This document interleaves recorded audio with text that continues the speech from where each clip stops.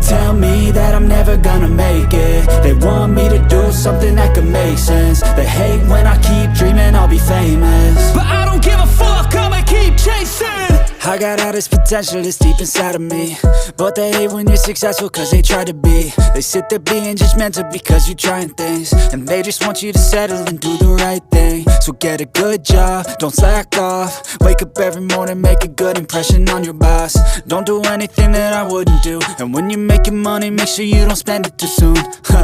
Fuck that, I'll do what I wanna do. I got a different path from everyone and that includes you. Who are you to tell me how to live life? In these times it feels like nobody's right, yeah. So I'ma figure out what else we succeed, and then invest all of my time into that and proceed.